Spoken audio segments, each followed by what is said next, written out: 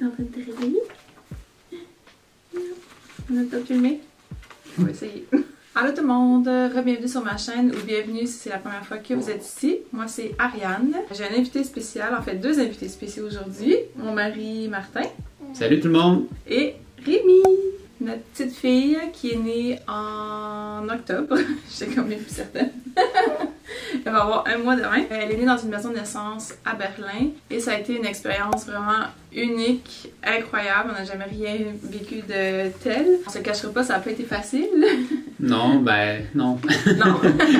Mais on en garde un souvenir, en tout cas moi j'en garde un souvenir. Martin pourra vous parler de sa version des faits, mais moi j'en garde un souvenir vraiment incroyable. Aussi drôle que ça peut se paraître, je recommencerai demain matin. Peut-être pas là, mais comme c'est une histoire tellement positive, on a eu envie de vous en parler. Donc juste pour vous mettre en contexte, vite, on habite à Berlin, ça fait 6 ans qu'on est en Allemagne. Et en janvier, j'ai appris que j'étais enceinte, c'était une grossesse complètement imprévue. Je vais vous mettre le lien vers ma liste de grossesses en description, fait que vous allez pouvoir voir les vidéos que j'ai déjà fait là-dessus pour pas que je m'éternise dans celui-ci. Donc il y a mon annonce de grossesse imprévue et il y a aussi une vidéo du 3e trimestre où je vous explique qu'on pensait que ce petit bébé-là, qui est né 11 jours en retard, serait prématuré. Ouais, donc elle nous aura tenus en haleine jusqu'à la fin. Ouais, notamment parce qu'on savait pas si c'était un garçon ou une fille, donc c'était la grosse surprise de la fin, mais on va vous en parler un peu plus tard. J'ai une petite liste ici de choses à pas oublier. Ça, dès le début du 3e trimestre, on s'attendait à ce qu'elle arrive tôt. J'avais des contractions quand même régulièrement et on était vraiment surpris que je me rende à 40 semaines. Puis on s'est dit, ok, on est rendu à 40 semaines, selon les statistiques, dans 2 jours c'est fait, le bébé est là. Puis là, 2 jours est passé, puis là, 41 semaines est arrivé. Ouais, un jour après l'autre, puis 11 jours après la date prévue, ont paru tellement longs comparé au mois avant, je trouvais. Là. Ouais, la grossesse s'est passée super vite, mais le dernier stretch, c'est vraiment éternisé. Là. Puis ça a commencé à être vraiment dur psychologiquement parce que tu te dis, ben, est-ce qu'il va falloir que je me fasse provoquer? Puis les gens commencent à te poser des questions aussi. Mais on avait vraiment de la chance parce qu'on avait une sage-femme qui était ultra rassurante. Puis elle disait, votre bébé est actif, reste toujours en contact avec ton bébé, assure-toi qu'il bouge. Puis là, on se voyait de plus en plus régulièrement, pratiquement à tous les jours. Et d'ailleurs, ma gynécologue était un peu moins chill, on va dire. Et elle a refusé de faire une dernière échographie. Puis elle m'a dit non, il faut que tu cours à l'hôpital te faire une échographie parce que tu es à 41 semaines et 2 jours. Fait que là, on s'est inscrit à un service de location de voiture pour faire 45 minutes de route le lendemain matin pour aller à cet hôpital-là faire l'échographie. Un autre hôpital, ouais, en dehors de Berlin. Puis c'est ça, là, finalement, cette nuit-là, à minuit, c'est là que tout a déboulé. Ouais, donc le lundi, on s'est dit, ok, là, il faut qu'il sorte, ce bébé-là. Donc, on a passé la journée à essayer de me provoquer. J'avais déjà fait plusieurs trucs au courant de la semaine précédente, mais là, on a fait, ok, on arrête de niaiser. Et à minuit, je me suis réveillée. J'avais vraiment mal au ventre, comme si le bébé était mal placé. Fait que je suis allée aux toilettes, je me suis recouchée. Moi, quelque chose que je trouve vraiment cute de ce moment-là, c'est que Martin et moi, on s'était couchés en cuillère, ce qui était tellement rare parce que j'avais mon énorme oreiller de grossesse qui faisait une barrière entre nous depuis des mois. Fait que c'est vraiment cute, on était super bien. Fait que je me suis recouchée, puis environ une demi-heure plus tard, je me suis réveillée encore. Puis là, j'ai compris, ok, c'est des contractions parce que je m'étais toujours fait dire, ah, si tu vas voir, c'est comme des crampes menstruelles. Pour moi, ça n'a pas du tout été ça. C'était vraiment comme s'il y avait quelque chose qui bougeait dans le bas de mon ventre avec un petit peu dans le dos. C'était vraiment inconfortable. C'est là que j'ai réveillé Martin puis j'ai dit, babe, je pense que ça y est. Là, puis on était le 20. C'était vraiment bizarre comme moment parce que c'était comme, yes, elle a mal! Mais là, le truc par contre, c'est que là, il était minuit et demi quand tu m'as réveillé. Fait que ça faisait 1 heure qu'on était couchés, même pas. Là, on était vraiment excités. Puis là, c'était vraiment régulier, tes contractions. C'est quoi la fameuse règle? C'est une contraction aux 4 minutes pendant 1 heure. À peu près, c'est ça. Fait que c'était à peu près ça. Donc, on s'est dit, OK, ben, en théorie, ça correspond à ça. Donc, on va appeler la sage-femme pour lui demander quoi faire. Elle nous trouvait un peu naïf. Elle était là, sérieusement, tu sais, c'est pas encore des vraies contractions. Si t'es capable de me parler comme ça en ce moment, Ariane, recouchez-vous, reprenez vos forces. Demain va probablement être une longue journée. Puis, ce fut bel et bien le cas. Là, c'est ça, on était vraiment énervés parce que ça commençait. Même si c'était la phase latente qui est supposément moins intense au début, t'avais quand même beaucoup mal. Mais c'est ça, ils disent, ah, tu vas voir, c'est super irrégulier, tu peux en avoir 2 pendant 1 heure, après ça, tu sais, aux 20 minutes, puis là, aux 5 minutes, puis là, ça retombe. Non, moi, c'était comme bang, bang, bang. ce qui est spécial, c'est que je suis pas capable de décrire les sensations. J'ai complètement oublié la douleur, c'est quoi. Mais je me souviens juste que c'était vraiment inconfortable. On faisait les respirations ensemble. Ça a été un peu l'histoire des premières 24 heures. Parce que oui, ça a pris plus que 24 heures au total. On a passé la journée à la maison. Les contractions devenaient de plus en plus intenses. Puis on a réussi à dormir par-ci par-là où tu dormais entre les contractions. Tu sais, je m'étais vraiment informée un peu trop d'ailleurs, je vais revenir là-dessus plus tard. C'est qu'est-ce qu'il faut faire quand t'accouches, ok? Il faut être mobile, il faut se promener, il faut utiliser la gravité à son avantage. Tu sais, j'avais plein de stratégies en tête. Oublie ça, le jour venu, j'avais juste tellement mal, puis c'était juste tellement régulier que c'était quand même épuisant. J'ai passé une bonne partie de la journée couchée, puis aussi notre sage-femme, tu sais, on se parlait aux quelques heures au téléphone, puis elle m'a dit « Repose-toi, tu vas en avoir besoin. » Et oh mon Dieu, qu'elle avait raison! Ouais. Mais dès que j'étais capable, je me levais. Je me souviens avoir fait beaucoup de contractions debout à côté sur la table allongée. Martin derrière moi qui m'aidait à respirer. J'ai essayé d'aller dans le bain un peu, mais ça m'a tellement pas plu. J'étais vraiment inconfortable. Ben, c'était drôle. Ça venait tout juste de commencer. En théorie, on était encore dans la phase latente. Puis t'es là, ça fait déjà tellement mal. Puis là, ça va juste continuer à faire plus mal. Je me retenais pour pas rire parce que c'était quand même un peu drôle. Mais d'ailleurs, je savais pas comment j'allais être. J'avais dit à Martin, je m'excuse d'avance si jamais je suis méchante ou... Finalement, j'étais tellement needy. Il a manqué une contraction. Il m'a dit, 2 secondes, j'arrive. Je me suis mis à pleurer comme un bébé. Puis là, il a compris, ok, elle a vraiment besoin de moi. Pour vrai, sans Martin, j'aurais pas réussi. C'est vraiment un travail d'équipe. Oui, c'est moi qui ai souffert, mais il m'a vraiment soutenue là-dedans de façon incroyable. Quelque chose que j'ai pas mentionné aussi, c'est qu'au courant de la nuit, il y a 2 symptômes qui m'ont marqué, on va dire. J'ai perdu mon bouchon muqueux. Souvent, on le perd avant que le travail commence. Moi, ça a été quelques heures après. Puis je pensais que ça allait être juste comme tu vas aux toilettes une fois, tu le perds, c'est fini. Mais non, là, ça a duré sur des heures. Puis à chaque fois que j'y allais, il y en avait encore. Puis l'autre, j'ai tellement eu la diarrhée. Je m'y attendais, mais pas à ce point-là. Mais ça a été parfait parce que j'ai pas vomi pendant l'accouchement, j'ai pas non plus eu besoin de retourner aux toilettes à la maison de naissance ou rien. Je pouvais me concentrer sur l'accouchement, puis j'ai mangé un petit déjeuner léger le matin, puis j'ai pas remangé la journée. Donc je pense environ à la mi-après-midi, j'ai commencé à couler. Je me suis dit que j'avais crevé mes os, fait que je pense que t'as appelé Sabrina. C'est elle qui nous a appelés en fait. On va l'appeler Sabrina, c'est notre sage-femme, plutôt que je dis sage-femme à chaque fois. Fait qu'elle a dit, ok, on va se rencontrer à la maison de naissance à 18h. Puis elle nous a rappelé quelques heures plus tard, où je pense que même là, Martin a rappelé, puis elle a dit, ouais, Harry, elle aimerait ça y aller un peu plus tôt si c'est possible. Fait qu'on s'est dit, ok, vers 5h on part. Puis là, ça commençait à être tellement intense qu'on a eu un peu de difficulté à appeler le taxi parce que j'étais là, les contractions sont trop rapprochées, je me rendrai pas. Puis finalement, ça a super bien été. Ce qu'elle me disait, c'est que t'as comme une petite poussée d'adrénaline quand t'embarques dans le taxi. Puis on était juste à 8 minutes en voiture. Ouais, parce que t'as eu aucune contraction dans le taxi. Puis on est arrivé... pas confortable, mais j'avais pas de contraction. Ce qui est intéressant quand t'accouches à une maison de naissance, faut que tu fasses ton propre lit. Tu sais, elle avait tout installé la pièce, mais Martin avait quand même des petits trucs à faire. Moi, j'ai aucune idée de ce que j'ai fait pendant ce temps-là. Puis j'ai vu qu'elle avait préparé le bain, puis moi, je m'étais dit, je vais passer mon accouchement au complet dans le bain. J'ai regardé le bain, puis j'ai fait, non, je suis allée me coucher. Il me changeait de côté une fois de temps en temps, mais c'est vraiment douloureux, changer de côté quand t'as la grosse bédaine, les contractions. J'aimais pas ça particulièrement, mais je savais que ça aidait, donc de temps en temps, on changeait de côté. T'as repris des forces. T'étais vraiment dans un état comateux, vraiment, là. Ouais. T'avais tes contractions, puis là, il fallait que je sois là pour te tenir la main, puis t'aider à respirer. Dès que la contraction était terminée, tu recantais, puis t'étais vraiment parti. Mais moi, j'avais pas le temps de m'endormir.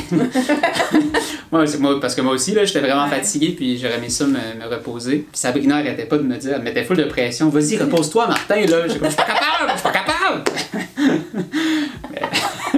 Mais c'est ça, c'est parfait. Toi, t'as pu reprendre tes forces, puis je te donnais de l'eau de coco. Ouais. Parce que c'est pas juste hydratant, tu sais, ça a des minéraux, etc. Donc c'est un petit peu mieux. T'avais du thé puis de l'eau, donc j'alternais. Je te demandais lequel tu voulais. Ouais, avec une paille, parce que t'es pas en mesure de lever un verre à ce moment-là. J'avais une méditation, je vais vous mettre les liens. Pour vrai, ça m'a tellement aidé. C'était des espèces d'affirmations, un peu d'hypnobirthing. C'était sur YouTube, puis j'ai juste écouté ça en boucle, non-stop. C'était comme rassurant, parce que c'est des affirmations positives. Puis aussi, ça me changeait les idées d'une certaine manière. Puis aussi, ce qui est très, très différent d'accoucher dans une maison de naissance, c'est que il y a pas toujours quelqu'un à côté de toi en train de te demander ou de te surveiller ou quoi que ce soit. On était tout seul la majorité du temps, ce qui était bien, mais ce qui des fois était un peu stressant parce que à certains moments, je me rappelle, on se disait, je pense que ça progresse, mais là on est tout seul. Mais Sabrina venait toujours. Au début, elle venait à toutes les heures. Là, après un certain temps, elle venait à toutes les demi-heures. Puis là, évidemment, quand ça l'a vraiment commencé, elle était là en tout temps avec les autres assistantes. Là. Ouais. Puis on m'a demandé sur Facebook quelle méthode on a utilisée pour soulager la douleur. Puis pas grand-chose, honnêtement. Encore là, j'avais comme plein d'idées. Puis ils m'ont fait un peu de massage dans le dos. J'avais un coussin chauffant. C'est vraiment la présence de Martin, puis de me sentir. Je me suis vraiment sentie en sécurité tout le long. Donc ça, c'était rassurant aussi. Une autre question que j'ai reçue, c'est les examens du col. Dans un système normal, t'en as avant l'accouchement à toutes les semaines à partir de comme 37 semaines. Moi, j'ai jamais eu ça. Pendant l'accouchement, t'en as aussi 2 heures. Moi, j'en ai eu 2 seulement. Puis c'était beaucoup moins inconfortable que ce à quoi je m'attendais. Puis aussi, ce qui était bien, c'est qu'elle m'a pas dit « Ah, t'es à 5 cm ». Parce que si elle m'avait dit « T'es à 5 cm », j'aurais été découragée parce que ça faisait déjà 17 heures là, que j'étais en pleine douleur. Et ensuite, j'ai aucune idée, mais quelques heures plus tard, elle m'a rechecké puis elle a dit « Ça s'en vient, mais t'es pas rendu encore ». Donc d'après moi, j'approchais de la transition. Mais c'est ça, j'ai jamais su « Ah là, je suis dans telle phase, là, je suis dans telle phase ». Je faisais un peu comme juste vivre les contractions puis attendre. Une contraction à la fois, là, c'était vraiment ça le mot d'ordre. Ouais. Puis aussi, c'était de se dire chaque contraction nous rapproche de rencontrer notre petit bébé, de savoir si c'est un gars ou une fille.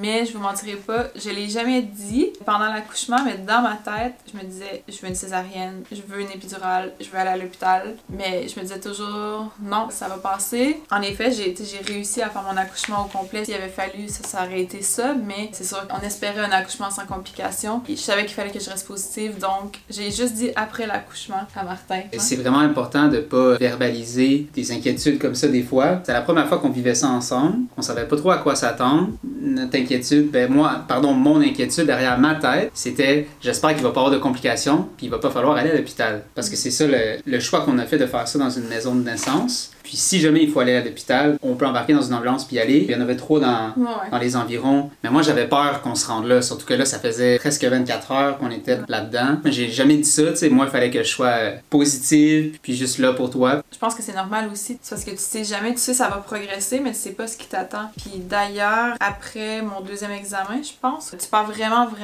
la notion du temps quand t'accouches.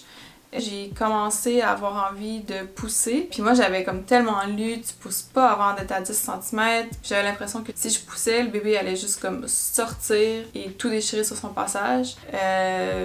Non. Puis ma sage-femme m'a dit, c'est bon, Harry, pousse doucement. Il a fallu qu'elle répète 4 fois, mais... Je voulais pas pousser, mais j'y disais pas. Je faisais juste pas pousser, puis faire des respirations pour pas pousser. Puis je me rappelle parce que c'était difficile pour moi aussi parce que je le voyais que tu le faisais pas vraiment. Puis je voulais comme essayer de t'encourager / forcer à le faire. Mais en même temps, je voulais pas être trop pushy parce que c'est pas moi qui ai à faire le travail. C'est facile à dire, vas-y, pousse avec la douleur. Qui est ça, un peu l'aspect contre-intuitif de la chose. C'est, il faut pas que tu te crispes quand la douleur vient. De ce que j'ai compris, il faut qu'au contraire, que tu capitalises sur la douleur puis que tu pousse dans cette direction-là avec la douleur. C'est long vraiment... avant de comprendre ça. Ouais, c'est ça. Il y a eu cette heure-là vraiment importante où tu as réussi à pogner le beat, comme on dit. J'ai été sur la toilette pendant un bout. Je faisais pas pipi, rien. Là. J'ai fait comme du travail sur la toilette parce que ça ouvre le bassin. Je me souviens qu'à ce moment-là, c'était vraiment difficile. Là, je perdais le contrôle un peu de mes respirations puis je me mettais comme à crier. J'avais peur parce que ça faisait tellement mal. Et à un moment donné, Martin a dû aller aux toilettes puis ma sage-femme s'est assise devant moi puis là, elle m'a dit « Là, Harry, t'es capable. Je sais, ça fait vraiment mal, c'est vraiment intense, mais t'es capable. Essaye de pas crier haut. Essaye de toujours... » Puis elle me l'avait déjà dit, mais là, elle m'a comme vraiment... Mais elle a été super douce, là, mais c'est juste... Ça elle a été douce, mais ferme. Ouais, c'est ça. C'est vraiment plus de faire des... que des... Ça va sonner vraiment bizarre sur caméra, là, mais c'est de pas monter dans les aigus, mais de descendre dans les graves, puis de descendre l'air dans ton ventre vers le bébé. Parce que c'est dans ce sens-là qu'il faut que ça aille. Ouais.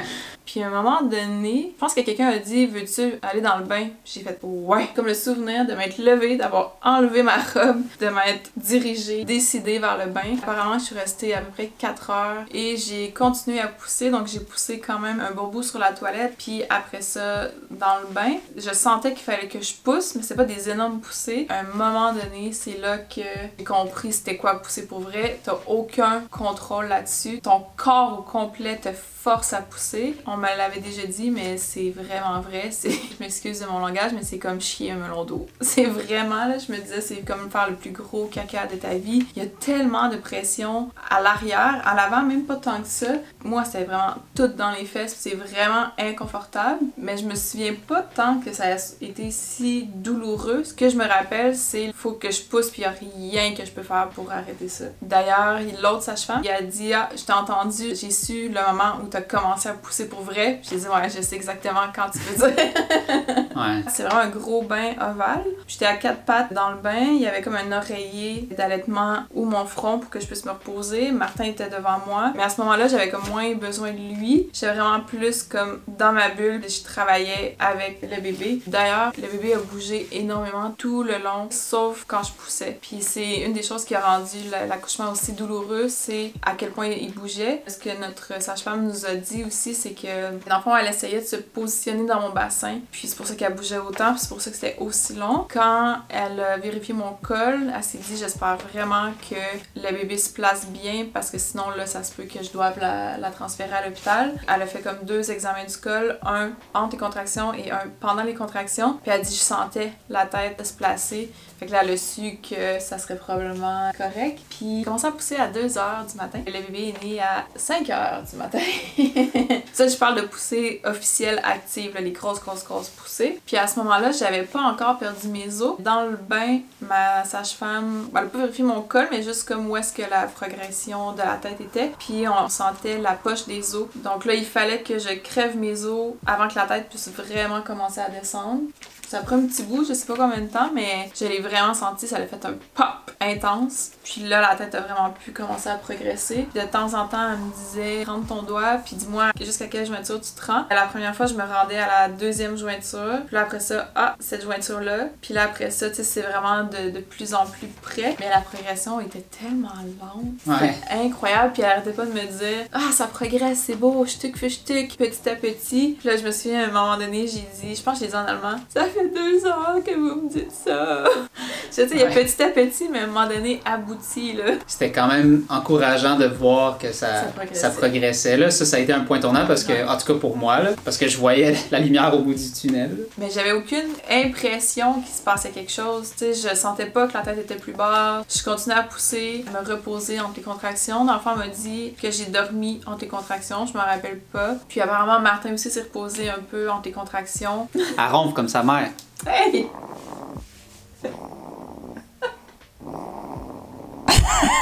C'est très mis d'abord. Donc c'est ça, on s'est reposé un peu tous les deux sans s'en rendre compte. Là. Nos corps en avaient besoin entre les contractions. À l'hôpital, t'as toujours comme un moniteur attaché sur le ventre, mais c'était différent. Eux, ils interviennent très peu. Au courant de l'accouchement, ils vont regarder le cœur du bébé de temps en temps avec un petit appareil. Ils ont pris mon pouls et ma température de temps en temps. Pendant les poussées, ils ont continué à prendre mon pouls, ma température à l'occasion. Mais là, c'était le pouls du bébé entre chaque contraction. C'est vraiment désagréable. Ils te poussent l'appareil dans le bas du ventre. Mais tu sais, il faut que ça se fasse. Tu veux savoir que ton bébé va bien. Tout le long, pleine forme, des super beaux battements de cœur. Pour vrai, elle a travaillé tellement fort pour sortir de là. Pour sortir, ça a été vraiment un travail d'équipe. Là. Puis là, après un certain temps, oui, ça progressait, mais ça aboutissait pas. Fait qu'ils ont dit à Martin, installe-toi derrière elle, puis supporte-la. Fait que j'étais comme dans un squat très bas. Ma sage-femme m'a dit, OK, on essaye 2-3 contractions, puis sinon, il va falloir qu'on change. Puis elle m'a demandé si j'avais fait pipi dans le bain depuis que j'étais là. Je dis non, je me souviens pas c'est quand la dernière fois. C'est parce que je buvais entre les contractions tout le temps, pour rester hydratée, comme je disais plus tôt. Là, ça faisait des heures que ma vessie se remplissait. On a vu que non, ça aboutissait pas. Fait que là, il a fallu sortir du bain, chose qui faisait pas mon affaire, très honnêtement. Il y a peut-être 2 mètres entre le bain et le lit. J'ai eu la difficulté à me rendre parce que là, il fallait tellement que je pousse souvent. Les contractions étaient vraiment rapprochées. Puis là, il a fallu que je me mette sur le dos. Puis on a vidé ma vessie avec un cathéter. Puis on sorti 700 ml de liquide. Martin s'est installé derrière moi, fait que j'étais comme semi sur le dos. J'avais ma sage-femme au bout et l'autre sage-femme tenait ma jambe. Puis là, j'ai poussé probablement 15 minutes, une demi-heure. Puis c'est ça, il me disait tout le temps « Ah, ça va bien, la tête, elle sort, puis elle rentre plus, c'est bon signe. » Puis je donnais tellement tout ce que j'avais, là, je poussais tellement de toutes mes forces, même dans le bain aussi, là. Pour vrai, je hurlais un peu, là, je me disais « Ok, la prochaine, ça y est. » Puis là, non, la prochaine, ça y était pas. Ça m'a tellement paru long. Et en fait, des compresses avec du café chaud, ça aide à la circulation sanguine. Puis à un moment donné, elle m'a dit « Là, on est vraiment proche. Tu vas pousser, puis je vais te dire « Arrête. » Puis là, tu vas comme juste respirer. Fait que là, c'est ça qui est arrivé. J'ai poussé. Elle m'a dit, mets ta main. Tu sais, ça fait vraiment mal quand la tête sort. Je sais pas si vous avez entendu parler du Ring of Fire, mais c'est pas un euphémisme. Ça fait extrêmement mal. Fait que quand je mettais ma main, on dirait que c'était comme pire. Puis elle a dit, non, non, mets ta main, tu vas voir. Puis là, elle m'a dit, arrête de pousser, respire. Puis là, la tête est sortie. Puis juste avant que la tête sorte, la sage-femme qui tenait ma jambe m'a dit, c'est le temps de... colique. Je suis pas capable de le dire sans pleurer. Qu'est-ce qu'elle m'a dit? Elle a dit c'est le temps de lâcher prise de la grossesse, là, si on veut. Ouais. Ouais. Ah, c'est drôle parce que dans le moment, ça t'a pas rendu émotif du tout, mais à chaque fois que tu t'en reparles, c'est un des moments qui te rend le plus émotif quand elle t'a dit ça, parce que dans le moment, oui, je l'ai entendu, mais moi aussi, là, j'étais KO, là. Fait que... Non, mais je l'ai complètement absorbé, ce qu'elle m'a dit. Puis mais dans le moment, t'as pas réagi, c'est ça? Dans le moment, tu le sais, là, j'ai pas pleuré. Tu sais, j'étais pas capable de vivre mes émotions nécessairement pendant l'accouchement parce que j'étais trop concentrée à sortir le bébé. Mais j'ai vraiment fait comme, OK, let's go. Puis, tu sais, j'ai flatté mon ventre, puis j'ai dit... Un autre moment émouvant, c'était un petit peu avant ça, là, quand t'es allé à la toilette, juste avant d'aller dans le bain. On s'est levé, on s'en allait à la toilette, là, t'as eu une contraction, là, je t'ai aidé debout à passer à travers la contraction. Puis là, on s'est mis à danser un petit peu, puis là, je disais, ah, ça me rappelle notre première danse au mariage. Ouais, ça, c'était un beau moment, là, on a eu une petite larme à l'œil. Donc c'est ça, il y a quand même eu des beaux petits moments à travers tout ça. Ben oui, donc c'était pas tout... Fait que c'est ça, la tête est sortie. Après ça, ça a déboulé, ça a été tellement vite. Ils ont dit à Martin, installe-toi. Juste à côté, il avait installé un espèce de tabouret comme en U. Puis moi, ils m'ont flippé avec une tête qui me sort entre les jambes. Mais Sabrina dit que je me suis flippée toute seule, mais je me rappelle qu'ils m'ont quand même vraiment aidé. Là. Ouais, mais tu l'as fait pas mal tout seul. Il était là comme pour te stabiliser, si on veut. Tu l'as vraiment fait pas mal par toi-même, en effet. Puis là, je me suis mise à genoux avec les mains sur les jambes de Martin. Puis elle a dit que ça a pris comme 2 contractions, mais à ce moment-là, il était tellement rapide. Moi, j'ai l'impression que ça a pris 1 seconde d'écart. Puis là, j'ai entendu... Puis là, j'ai vu un bébé sortir, le cordon enlevé autour du cou, bébé glissant de mes jambes, plein de liquide amniotique rouge qui tombe dans le lit. Puis là, oh mon Dieu, le bébé est sorti. C'est vraiment drôle parce qu'on se disait, OK, on connaît pas le sexe, c'est vraiment pas important pour nous, mais on a quand même ultra hâte de le savoir. Mais probablement qu'on va être tellement sous le coup de l'émotion qu'on va même pas penser à regarder. Mais elle a glissé entre nous, puis vraiment là, écarté. Fait que j'ai pas pu m'empêcher, j'ai tout de suite regardé. Je me suis dit, ah, c'est un petit gars. Puis là, j'ai réalisé, hey non, c'est le cordon. Ouais. Puis là, j'ai fait, oh mon Dieu, c'est une fille! Je me suis mise genre à crier. Même, je me souviens, ma sage-femme, elle a répété parce que tout s'est passé en allemand aussi, là, faut le mentionner. Puis je me rappelle de ma sage-femme qui est comme sur le côté puis qui dit, oh mon Dieu!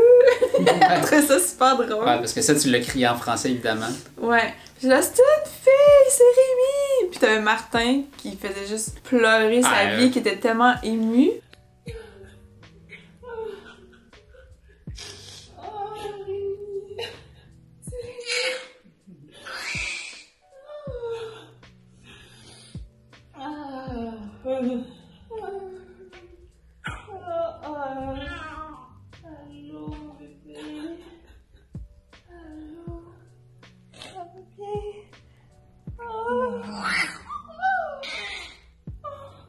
Ouais. Mais c'était tellement beau, mais moi je me suis toujours dit quand ils vont mettre, parce que tu sais, tu dis ils mettent ton bébé sur ton torse. Je vais pleurer toutes les larmes de ma vie, tu sais, je vois des vidéos d'accouchement puis je pleure tout le temps. Et j'étais là, poussée d'adrénaline. Ouais, t'étais en extase, là, tu sais. Je capotais ma vie, là. Moi j'ai vraiment eu un breakdown d'émotion, genre le bouchon est parti, puis c'est comme toutes les larmes sont sorties d'une traite. Ah. Mais toi, c'est ça, t'étais vraiment en extase. Ouais, on a vraiment vécu ça différemment, mais c'est sûr, physiologiquement, on le vit différemment, mais ça a presque pris 2 jours avant que je pleure. Pour vrai, c'est la plus belle dose d'hormones que j'ai eue de ma vie. Puis tu sais, quand ils disent « t'oublies la douleur », pour vrai, là, ça brûlait, je hurlais. 3 secondes après, non, je viens d'accoucher, moi j'ai pas mal nulle part. Ouais. C'est vraiment impressionnant. Puis là, ben après ça, on s'est collés dans le lit. Qui est le fun aussi parce qu'à l'hôpital, t'as la maman dans le lit avec les bébés, puis t'as le papa à côté. Nous, on était comme dans le lit. On a eu le temps de faire du pot à pot directement après, essentiellement. Ouais. Puis elle m'a montré aussi pour l'allaitement, fait comment bien commencer l'allaitement. On voulait que le cordon soit laissé jusqu'à ce qu'elle ait fini de battre. Puis comme elle était 11 jours en retard, ça a pris même pas 5 minutes. Ça a été super rapide. Fait que Martin a coupé le cordon. Ouais. Puis là, vous avez fait du pot à pot plus méconium pendant que moi, je sortais le placenta. C'était une belle première rencontre. C'est un signe d'amour. On va le prendre comme ça. Puis on n'en parle pas souvent, mais après ça, il faut que le placenta sorte. Fait que là, t'attends des contractions. Moi, genre, je sentais plus de contractions, il se passait plus grand-chose. Ça a été quand même un petit peu long, puis il a fallu qu'ils l'aident un peu. Tu sais, ils tirent pas dessus parce qu'ils veulent qu'il reste intact. Faut pas qu'il se brise dans l'utérus. Il a fallu qu'elle l'aide un peu là, pour qu'il sorte. C'est comme inconfortable quand il sort, mais tu sais, ça sort en 5 secondes, c'est fini. Et après ça, ça a été quand même aussi rapide. On s'est recollés, etc. Mais 3 heures plus tard, on retourne à la maison. Puis on trouvait ça vraiment rapide, puis ça nous faisait un peu peur, mais c'était vraiment bien. Ben notamment, je pense qu'ils le font aussi rapidement pour pas que t'aies un crash d'hormones, fait que t'es encore quand même sur un high. Le jour même, la sage-femme vient nous voir à la maison, donc ça c'était vraiment bien. On va pas parler du postpartum ou rien dans cette vidéo aussi, mais c'est juste pour dire un peu comment ça s'est déroulé après. On était épuisés tous les 3, on a énormément dormi cette journée-là. Une autre question qui nous a été posée, c'est est-ce qu'on ferait quelque chose différemment si c'était à refaire? Je pense pas, là. La décision de faire ça dans une maison de naissance au lieu de faire ça dans un hôpital, c'est sûr que ça a été la décision la plus importante à travers tout ça. Je te laissais un peu prendre la charge de ces décisions-là parce qu'évidemment, c'est toi qui portes le fardeau physiologique si on veut. L'important, c'est que toi, tu sois à l'aise. Il y a des avantages et des désavantages aux deux. Mais moi, je suis vraiment content que Rémi ait pu naître le plus naturellement possible. Naturel en ce sens que tout est venu dans son temps. Ouais, on n'a pas été provoqué. C'est ça. Parce que si on avait été à l'hôpital, j'aurais pris l'épidurale. Pour vrai, chapeau aux filles qui accouchent sans épidurale à l'hôpital, parce qu'avoir eu l'option, je l'aurais prise, puis je la voulais pas. Donc, je suis contente d'avoir comme respecté mon plan. Puis aussi, c'était tellement long, c'est sûr qu'il m'aurait donné probablement du pitocin. Comme j'ai poussé extrêmement longtemps, il l'aurait probablement sorti avec des forceps ou en césarienne. Ouais. Il n'y a pas de bonne ou de mauvaise décision par rapport à ça. Je pense juste qu'il faut savoir avec laquelle on est le plus confortable. Puis pour nous, ça a vraiment été la bonne décision. Donc, on est vraiment satisfait de ça. Mais qu'est-ce qu'on aurait fait différemment? C'est dur à dire. Non, mais moi, je me serais juste moins informée un peu, justement. J'avais trop l'idée médicale en tête, même si je me préparais à un accouchement naturel. Donc, petit bébé. Donc, c'est ça, tu sais, juste plus me dire, je vais faire confiance à ma sage-femme, puis je vais pas comme essayer de tout savoir d'avance parce que tu peux jamais savoir ce qui t'attend dans un accouchement de toute façon. Et c'est pas du tout dans les plans. Mais si on était pour avoir un autre enfant un jour, j'accoucherais à la maison. Mais pour un premier bébé, je me sentais plus en sécurité en maison de naissance. J'avais pas envie de faire ça ici. Mais pour un deuxième, je le ferais à la maison. Oh, colis! Fait que je pense que ça fait pas mal le tour. C'est quand même chargé, mais c'est ça. C'est un 29 heures chargé en événements et en émotions. Mais on pourrait pas être plus content de notre expérience et du bébé qu'on a, qui va avoir un mois demain. On se revoit dans une prochaine vidéo. Merci d'avoir été là. Merci d'avoir été là. Ça fait plaisir. Mais oui. C'est bon aussi pour les partenaires de savoir un peu dans quoi ils s'embarquent. Puis... Est-ce que tu aurais un conseil pour les partenaires? Ouais, c'est juste vraiment de se rappeler que la théorie puis la pratique, on a beau savoir sur papier à quoi s'attendre, mais c'est vraiment différent. Puis juste le fait d'être là, d'être présent, puis de respecter ce que la femme veut. Ariane était très needy, donc j'étais vraiment comme toujours auprès d'elle. Et je disais pas grand-chose. Je faisais juste te chuchoter à l'oreille quand on comptait les respirations. La majorité de mon temps, ça a été ça. C'est ça que t'avais besoin. C'est juste d'être à l'écoute, puis de faire tout ce qu'il y a à faire, puis d'être positif. Puis c'est ça. De se dire que tout va bien aller. Ouais, exactement. De rester confiant, puis d'y aller une contraction réactions à la fois, vraiment. Puis en bout de ligne, ça vaut tellement la peine. Si jamais toi aussi t'es enceinte, dis-moi ça dans les commentaires. Est-ce que t'as un plan de naissance? Ça m'intéresse de savoir ça. Puis si t'as accouché, comment est-ce que ça s'est passé? C'est toujours le fun d'entendre des histoires d'accouchement. J'en ai parlé avec quelques amis avant et après. Puis là, maintenant que j'ai accouché, je sais de quoi je parle, de quoi l'autre personne parle aussi. Fait que si vous voulez en parler dans les commentaires, ça me ferait vraiment plaisir. C'est drôle, là, je suis accouchée, c'est rendu mon sujet de discussion préféré. De le raconter aussi, c'est le fun pour nous, là. Ça nous aide à nous en rappeler. Donc, merci d'avoir été là. Si vous avez suivi la grossesse un petit peu, ben là, c'est sûr que c'est intéressant de voir le résultat final. Puis, on se revoit dans une prochaine vidéo. N'oubliez pas de liker et de vous abonner. Bye! Ciao!